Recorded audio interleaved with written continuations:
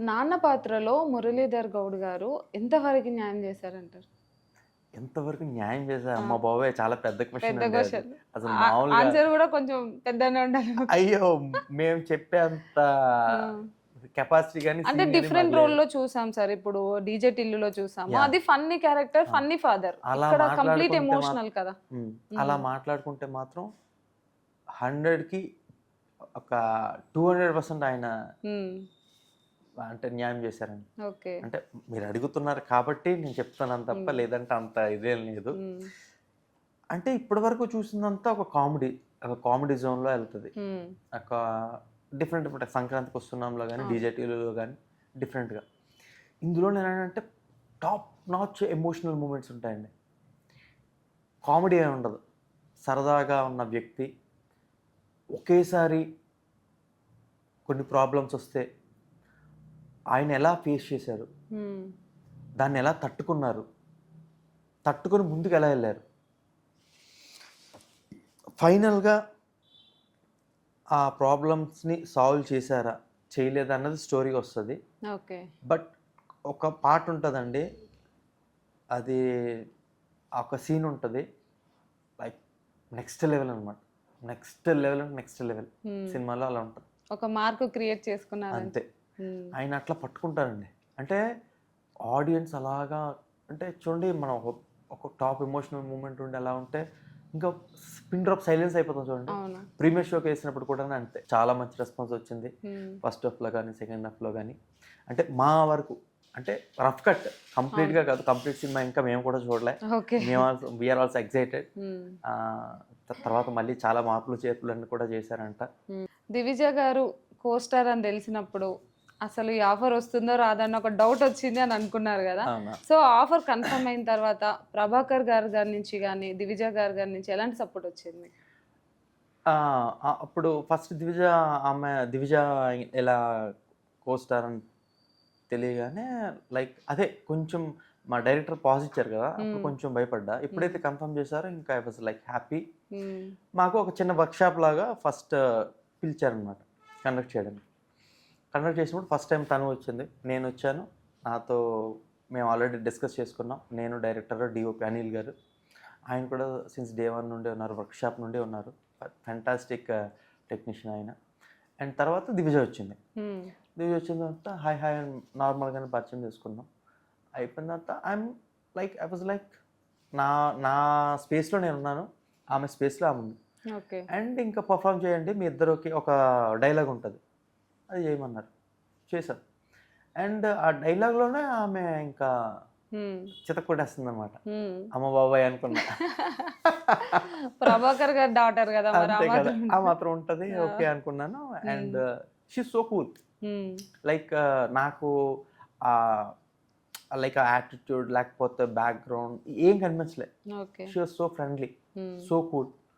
ఆహా! సూపర్ రా! అంటే లైక్ వి వర్ లైక్ అంటే చూడండి మనకి ఎప్పటినుండో పరిచయం ఉన్నప్పుడు మనం ఎట్లా క్లోజ్‌గా మాట్లాడుకుంటూ హ్మ్. సరదాగా ఫ్రీగా ఉంటాం. We felt like that. And బానే అనిపించింది. హ్మ్. అండ్ బట్ సెట్‌లో మాత్రం అమ్మ బాబోయ్! హ్మ్. ఆ పెర్ఫార్మన్స్ అంతా టాప్ నాచ్ అనమాట. గట్టి పోటీ అనుకున్నారా మీకు? గట్టిపోటీ మామూలుగా ఆ! కాదనమాట. పెర్ఫార్మన్స్ హ్మ్. అదిరిపోతది. అండ్ 'దివిజను', 'సత్యశ్రీ' హ్మ్. ఈళ్ళిద్దరూ గాని కలిసారు అంటే మాత్రం నాకు ఇంకా ర్యాంపే. మీకు మోత అన్ మోగిపోద్దా? అంతే అన్నమాట. అంటే లైక్ ఓకే. సరదా all all in a funny వే అన్నమాట. హ్మ్. ఏదో సంథింగ్ ఏదో ఒకటి ఏడిపిస్తుంటారు. నేను కూడా అలానే. నేను హ్మ్. గెచ్చేలు చేస్తాను. ఇదేం కాదు గానీ ఆ! Like Tom and Jerry war అన్నమాట. సరదా ఓకే. సరదాగా ఉంటది. భలే ఉంటదన్నమాట. హ్మ్. యాహ్! 'సత్యశ్రీ' గారు గూడా ఈ మూవీతో మంచి క్యారెక్టర్ పడింది తనకి అనిపిస్తుంది. అవును. సో, ఆమె యాక్టింగ్ గూడా అసలు 'జబర్దస్త్‌లో' తను ఫస్ట్ యాక్టింగ్ చేసింది. లేడీ ఎవరైనా ఉన్నారంటే ఆమె ఫస్ట్ ఇన్ అయింది. సో, ఆమెతో వర్క్ ఎక్స్‌పీరియన్స్ ఎలా ఉంది? అండ్ ఫన్నీ వే అంటున్నారు గదా! మీకొక మంచి ఫన్నీ మూమెంట్ చెప్పండి. ఏం జరిగింది సెట్‌లో అని? అంటే ఇప్పటి వరకు 'సత్యశ్రీ' మొత్తం మనం చూసుకున్నట్టయితే కంప్లీట్ కామెడీ. కామెడీ. అవును. కామెడీ ట్రాక్ చేసేయడం లేకపోతే చిన్న రోల్ చేశారు. బట్ ఇందులో కంప్లీట్ డిఫరెన్స్. కామెడీతో పాటు ఎమోషనల్ టచ్ ఇస్తది. హ్మ్. ఒక మెసేజ్ ఇస్తది. ఓకే. అంటే సత్యకే కంప్లీట్‌గా నాకు తెలిసి ఒక 4 పేజెస్ డైలాగ్ ఉందండి. ఓకే. 4 pages dialogue. ట్రైలర్‌లో ఒక డైలాగ్ నాకు బాగా కదిలించింది సార్. ఊరు అవతల వరకు అది కామెడీ వినిపిస్తుంది. అది. ఓకే. ఊరి చివరికి నీ ఎవడనుకున్నాడు అంటారు. అక్కడికి ఎవరు వెళ్ళమన్నారు అని అంటుంది కదా. యాహ్! అది కామెడీ. ఉమ్, బట్ ఒక ఎమోషనల్‌ది 4 పేజెస్ డైలాగ్ ఉంటది. ఉమ్, అసల చాలా అంటే నాకు దివ్యాకి మధ్యన ఉన్న చిన్న కాన్‌ఫ్లిక్ట్ టైమ్‌లో తనొస్తదనమాట. ఓకే. అంటే it's a message to everyone. Um, ఒక 4 పేజ్ చాలా బాగా చెప్పింది. చాలా బాగా చేసింది. అండ్ ఫన్నీ పార్ట్ అంటే లైక్ ఒక ఇంట్రెస్టింగ్ అది ఎలా అంటే ఉమ్, వెంకట్రామయ్య గారి తాలూకాలో మా వెంకట్రామయ్య ఆయన క్యారెక్టర్ ఒక ఇంటెన్స్ రోల్ ఉమ్, చేస్తున్నారు. ఓకే. అది ఎక్కడ ఒక విలేజ్‌లో అవుతుంది. ఉమ్, పక్కన చెరువు. చెరువులో మేమందరం కూర్చున్నాం. నేను, దివిజ, సత్యశ్రీ అండ్ మలేజ గారు. అంటే దివిజ వాళ్ళ మదర్. ఉమ్, ఆమె సో కూల్. చాలా మంచివారు. హ్యాపీగా మేమిద్దరమే. అంటే ఓకే. సెట్‌లోని మేమిద్దరమే friends. Um, more than all of them నేను, మలేజ గారు ఫ్రెండ్స్ అనమాట. నాన్న ఏం నాన్న, నాన్న ఇది ఎలా ఉంటుంది నాన్న అని చెప్పేసి ఆమె నాకు అన్నీ అడిగేవారు. నేను అన్నీ చెప్పేవాడిని. లైక్ నేను కొన్ని I read lot of books చదువుతానండి. సో అంటే బుక్ రీడింగ్ అప్పుడు నీ ఎక్స్‌పీరియన్స్ ఏంటి? నువ్వు ఎలా ఆలోచిస్తావు? ఇలాంటివి ఆమె అడిగేవారు. ఉమ్, నేను ఆమెకి లైక్ ఇప్పుడు యూట్యూబ్ యాడ్స్ ఇయన్నీ చేస్తారు కదా! సో ఇలాంటివి. So okay. ఇలాంటి మ్యూచువల్ ఇన్ఫర్మేషన్ ఎక్స్‌చేంజ్ అనమాట. ఉమ్, అండ్ అక్కడ కూడా. సో మా మెయిన్ ప్లాట్‌కొస్తే పెద్ద చెరువు ఉంటది. ఆ చెరువులోని ఇలా కొడితే బంప్స్‌లా ఎళ్తది కదా! హ్మ్. రాళ్ళు. అలాగే ఎవరు బాగా ఏస్తారు, ఎవరు గట్టిగా ఏస్తారు అని చెప్పేసి నేను ఓకే. చేస్తాను. పక్కన ఆ సీన్ అవుతుంది. హ్మ్. వెంకటరామయ్య గారి తాలూకా ఎమోషనల్ సీన్.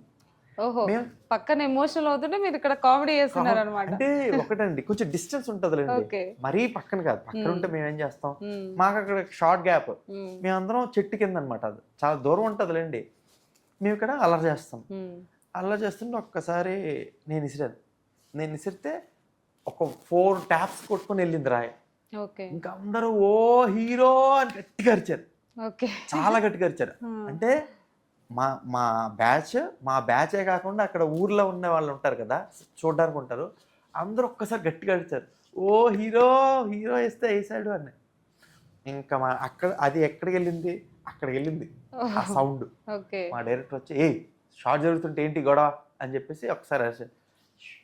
ఓకే. అక్కడికది సెట్ అదనమాట సెట్ చేసేసారు అయ్యింది. అందులో. అంటే చిన్నదే ఉమ్. ఆగండి ఇదేదని చెప్పేసి సార్, మూవీలో మీరు క్యారెక్టర్ చేసేటప్పుడైనా లేకపోతే పక్కన వాళ్ళు చేసేటప్పుడైనా ఏదైనా బాగా హార్ట్‌కి టచ్ అయిన సీన్స్ ఉన్నాయా సార్? కంటతడి పెట్టించిన సీన్స్ ఉన్నాయా? ఉందండి. ఇప్పుడు నేను చెప్పాను కదా! హ్మ్. అదే సీన్.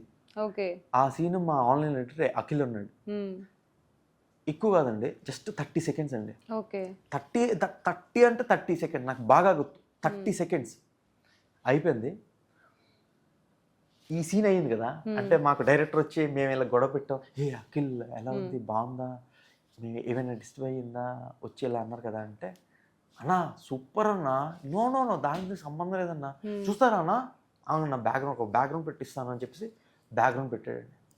నాకు ఇచ్చాడు. చూశాను. అప్పటికప్పుడే అస్సలా ఆ 30 సెకండ్స్ సీన్‌లోనే నాకు టీయర్స్ వచ్చాయండి. హ్మ్. నేను ఏడ్చాను literally. Okay. Oh my god! అసలు ఎంత ఎమోషనల్ డెప్త్ ఆయన పర్ఫార్మెన్సు. వెంటనే వెళ్ళాను మా డైరెక్టర్ గారి దగ్గరికి. సార్ చితక్కొట్టేసారు sir. What a plot sir. అసలు ఎంత ఎమోషన్ ఉంది సార్. హ్మ్. అఖిల్ నాకు ఇప్పుడే చూపించాడు.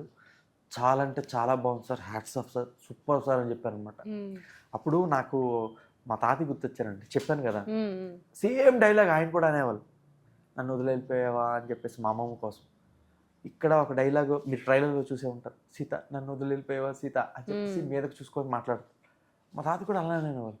ఎక్కడో కనెక్ట్ అయ్యాను. హ్మ్. 30 సెకండ్స్ సీన్‌లోనే మొత్తం ఒళ్ళంతా గూస్ బంప్స్ వచ్చేసి ఇంకా తెలియకుండానే కంట్లో నీరు అలా వచ్చేసిందన్నమాట. హ్మ్. ఫెంటాస్టిక్.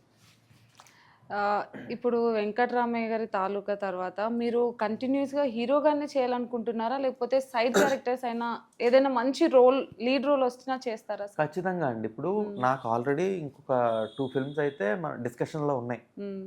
దేవుడి దయ వల్ల హీరోగానే ఉన్నాయి. హ్మ్. ఒక మంచి లవ్ స్టోరీ ఉంది. ఓకే. అండ్ ఇంకొక డిఫరెంట్ కాన్సెప్ట్‌తో కూడా ఇంకో స్టోరీ ఉంది. హ్మ్. బట్ అది మనం సెట్ వరకు వెళ్ళి రిలీజ్ వరకు వచ్చినంత వరకు కూడా మనం ఏం చెప్పలేమండి. సార్, సాంగ్స్ చూస్తే కూడా చాలా బ్యూటిఫుల్‌గా అనిపించినాయి. అలాగే ట్రైలర్ కట్ కూడా చాలా సూపర్‌గా అనిపించింది. రెస్పాన్స్ ఎలా వస్తుంది సార్ ఆడియన్స్ సైడ్ నుండి? అసలు టాప్ నాచ్ అండి. హ్మ్. అంటే ఫస్ట్లో మా వెంకటరామయ్య గారి తాలూకా టైటిల్ సాంగ్ పెట్టా. టైటిల్ సాంగ్కి ఒక నెక్స్ట్ లెవెల్ రెస్పాన్స్ వచ్చింది. ఈ పెళ్లి సాంగ్ వచ్చిన తర్వాత ఇంకా బజ్ అనమాట. ఓకే. వెంకటరామయ్య గారి తాలూకా అన్నది ఒక హైప్ నెక్స్ట్ లెవెల్కి వెళ్ళింది. మా మ్యూజిక్ డైరెక్టర్ చరణ్ అర్జున్ గారు అంటే every song of album is gem అనమాట. చాలా అంటే చాలా బాగా ఇచ్చారు.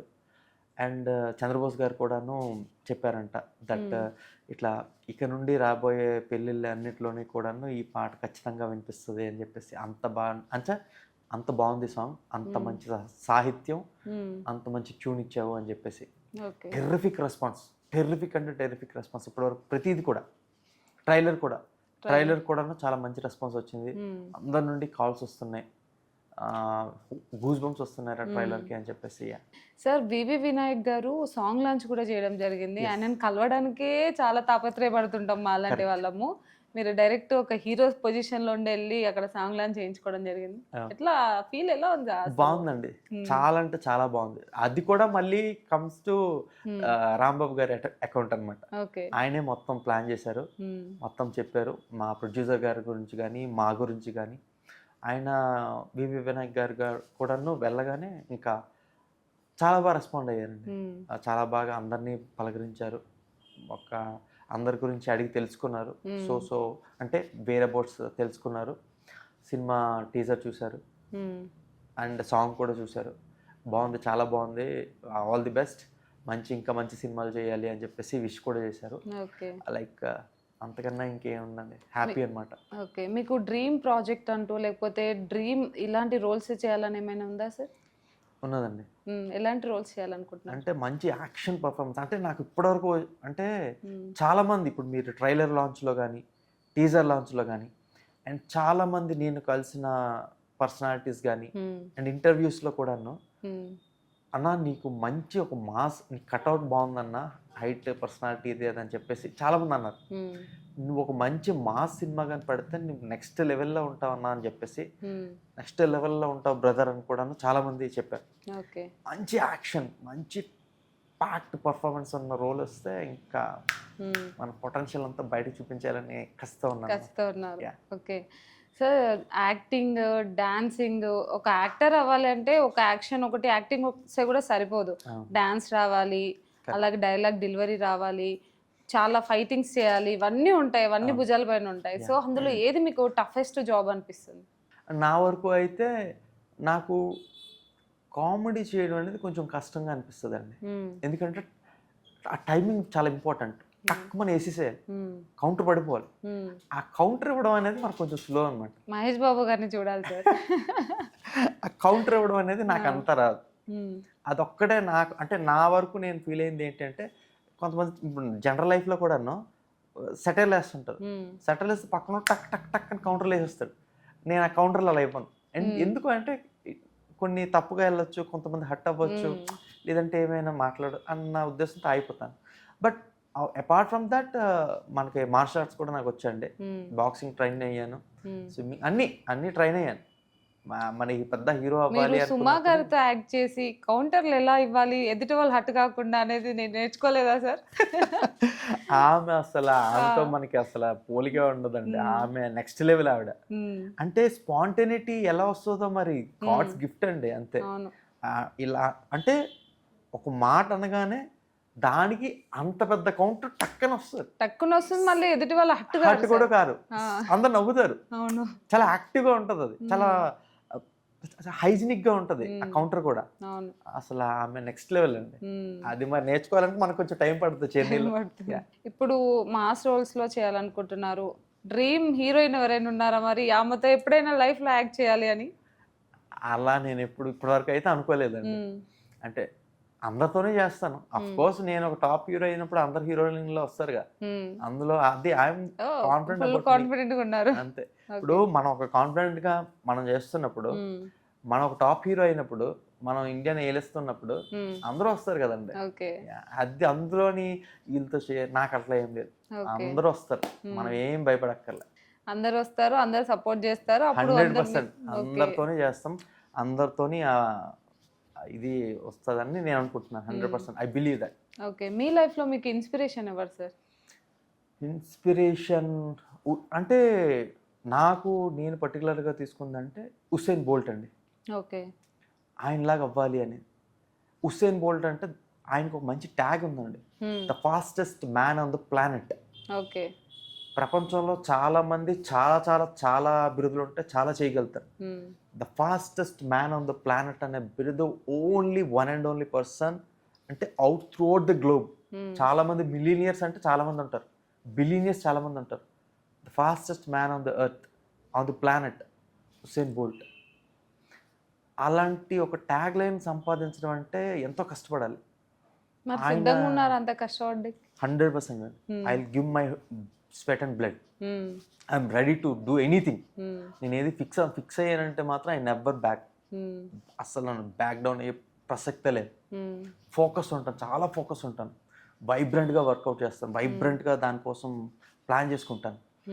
నాకు ఇన్స్పిరేషన్ అంటే ఆయన, మన Usain Bolt and Mike Tyson కూడా. అంటే స్పోర్ట్స్ పర్సన్స్, నాకు ఐ లైక్ స్పోర్ట్స్ అన్నమాట. మరి స్పోర్ట్స్ పర్సన్ అయితే మరి మీరు స్పోర్ట్స్కి వెళ్ళాలి కదా, మరి యాక్టింగ్ ఎందుకు వచ్చారు సార్? అది కూడా ఉందండి. చిన్నప్పటి నుండే మా ఫ్రెండ్స్ అందరూ కూడా అయితే క్రికెటర్ అవ్వాలి, నా గోల్స్ క్రికెటర్. దినేష్ అయితే క్రికెటర్, హీరో, బిజినెస్ మ్యాన్, లేదంటే సివిల్స్. ఈ అన్నిటిని పక్కన పెట్టి ప్రెసెంట్ ఇప్పుడు హీరోగా అయ్యాను అండ్ బిజినెస్ కూడా ఉంది. ఇప్పుడు హీరో అవ్వకపోతే బిజినెస్ మ్యాగ్నెట్ గా వెళ్ళిపోయేవాళ్ళ? 100% బిజినెస్, సివిల్స్ ప్రిపేర్ అయ్యేవాడినేమో, అంటే ఎక్కువ ఫోకస్ సివిల్స్కి వెళ్ళేదేమో అని నా అభిప్రాయం. ఓకే. సో చాలా మంది హీరో అవ్వాలి అనుకుని ఇంట్లో నుంచి బయటికి వచ్చిన తర్వాత ఎక్కువ పుష్ చేసే వాళ్ళకన్నా వెనకాలకు లాగే వాళ్ళు ఎక్కువ ఉంటారు సార్. 100%. సో అట్లా మీ లైఫ్లో ఏమైనా బ్యాడ్ ఎక్స్పీరియన్స్ ఉందా సార్? అంటే ఆ కామెంట్ వాళ్ళు మాట్లాడింది విన్న తర్వాత అబ్బా ఏంటి నేను అని బాధపడిన సిచ్యువేషన్స్ చాలా ఉంటాయి కదా. ఉన్నాయండి, అలా ఇదే ఒక 2 ఉన్నాయండి. అంటే నేను హీరో అవుతాను అని అనుకున్నప్పుడు ఆ ఫేస్లోని అంటే మనం పని చేస్తుంటారు కదండి, కొంతమంది తెలిసిన వాళ్ళే ఉంటారు కదా, కొన్ని బ్యాడ్ కామెంట్స్ చేశారనమాట. అంటే ఒక పని చేస్తున్న ఒక ఆవిడ, ఏంటి బాబు హీరో అయిపోతావా నువ్వా, ఇదే స్లాంగ్తో, ఇదే ఇంకొన్ని డైలాగ్స్ అన్నమాట. అవి మనసుని ఎంత గుచ్చాయంటే I can't share also. Oh my god, ఇంత దారుణంగా మాట్లాడతారా అని చెప్పేసి ఒక రోజు కూడాను నేను ఎవరికి నా అంతటి నేను ఒక చీమకు కూడా హాని చేయనట్టుగా మీ ఇంట్లో పని చేసే వ్యక్తి అసలు? మా ఇంట్లో కాదు, ఓకే, పర్టికులర్గా సరౌండింగ్స్ లో చేసిన ఒక పర్సన్ నా గురించి తెలిసిన తర్వాత అది మాత్రం చాలా బాధ అనిపించింది. అండ్ సెకండ్ థింగ్ ఇంకోటి ఏంటంటే, నేను ఒక సినిమాలో చేశానండి. సినిమాలో నేను ఇంకోటి ఏంటి అంటే, నేను డిఫరెంట్ సినిమాల్లో కూడాను అసలు మనం తెలుసుకోవాలి కదా ఫస్ట్. అంటే బిజినెస్ మైండ్ సెట్గా ఒక వేరే ఆ యాంగిల్ నుండి ఆలోచించుకున్నప్పుడు, ఒక ఎడ్యుకేషన్ చదువుకున్న పర్సన్గా you have to know the nuts and bolts. మనం ఒక పర్టికులర్ పని చేయాలి అనుకుంటున్నప్పుడు మనకి 360 degrees దాని గురించి తెలిసి ఉండాలి. సో వాట్ ఈజ్ వాట్, అసలు గ్రౌండ్ రియాలిటీ ఏంటి, గ్రౌండ్ లెవెల్ ఏంటి, ఇవన్నీ తెలుసుకోవడానికి వెళ్ళినప్పుడు నేను కొన్ని అంటే ఎవరికి ఇప్పుడు తెలియదు, లైక్ అంటే చూడండి బ్యాక్గ్రౌండ్ ఉంటారు కంపెనీ ఆర్టిస్ట్ అని చెప్పి, అలా కూడాను నేను డబ్బుల కోసం వెళ్ళేవాడిని కాదు.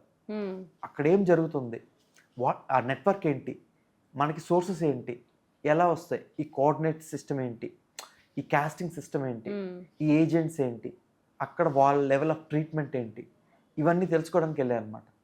వెళ్ళిన తర్వాత పెద్ద సినిమాల్లో కూడా లైక్ బాహుబలికి వెళ్ళాను ఫస్ట్.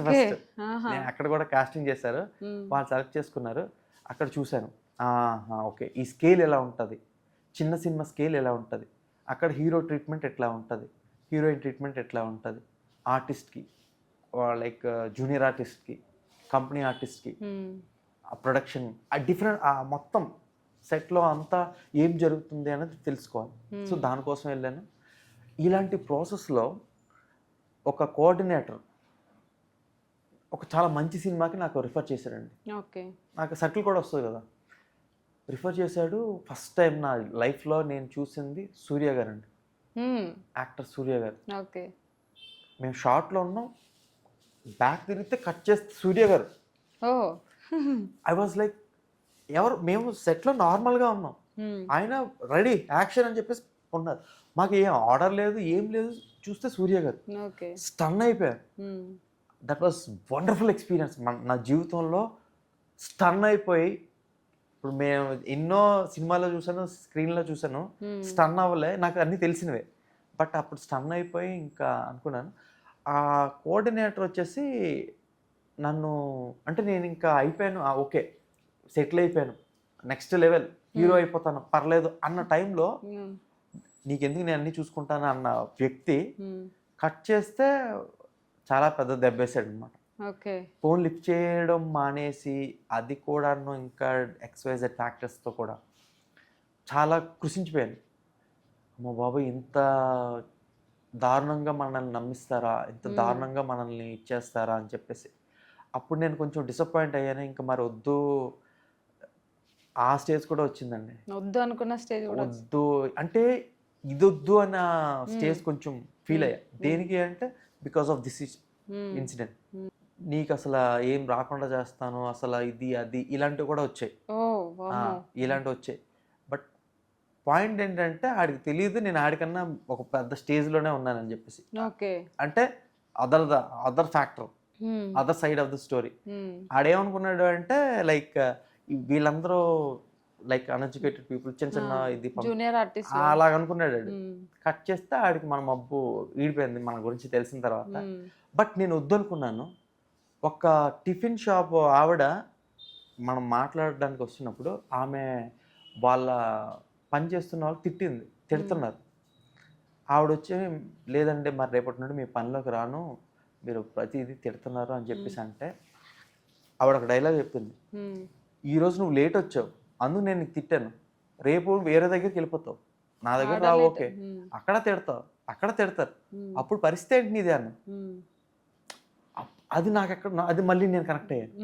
అంటే ఇప్పుడు ఈ ఫీల్డ్ వద్దనుకుని వెళ్ళిపోతున్నావు, రేపు పొద్దున్న అందరూ మంచిగా ఉంటారని గ్యారంటీ ఇవ్వగలుగుతావా? ఎక్కడైనా ఇలాంటి ఉంటాయి, ఇలాంటి చీటింగ్స్ కానీ లేదంటే ఇలాంటి చాలా ఉంటాయి.